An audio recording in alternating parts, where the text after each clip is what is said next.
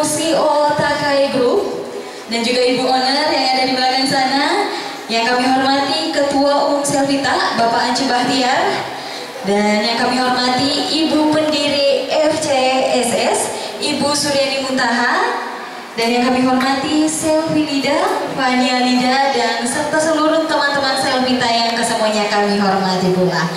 Alhamdulillahirrabbilalamin, puji dan syukur kita panjatkan kehadirat Allah Subhanahu wa Ta'ala karena atas limpahan rahmatnya kepada kita semua, sehingga pada hari ini kita masih diberi kesehatan serta kesempatan untuk hadir dalam acara Happy Anniversary 4 tahun Selvita 10 Mei 2018, 10 Mei tahun 2022.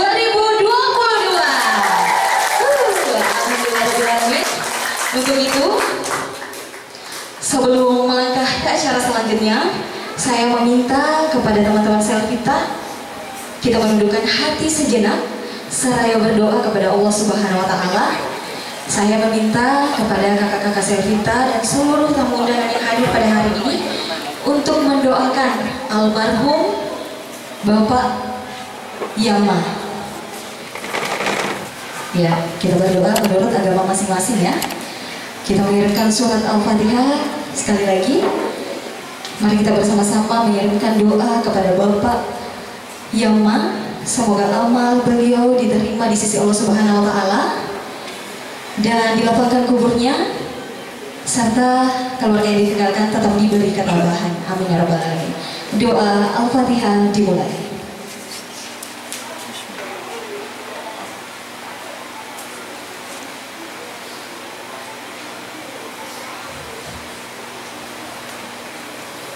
Amin amin ya rabbal alamin. Baik, hadirin teman-teman Selvita yang sesama berbahagia, selanjutnya mari kita dengarkan ayat suci Al-Quran oleh Saudari Andi Fitri. Untuk itu kami persilakan.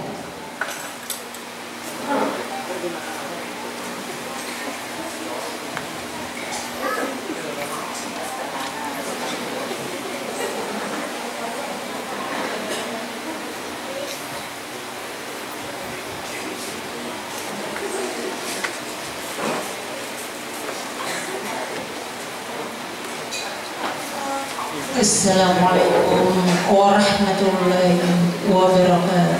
Waalaikumsalam warahmatullahi wabarakatuh.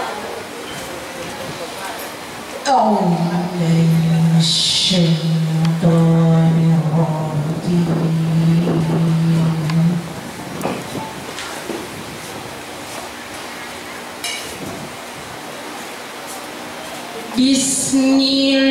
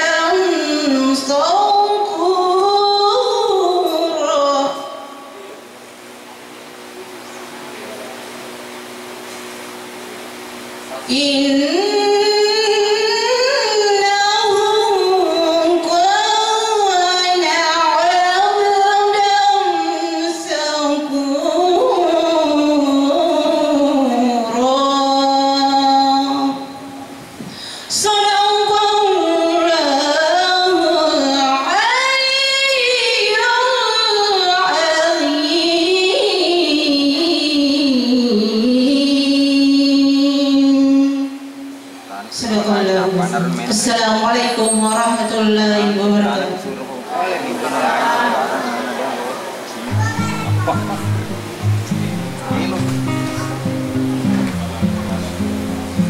Baik, Bapak Ibu hadirin.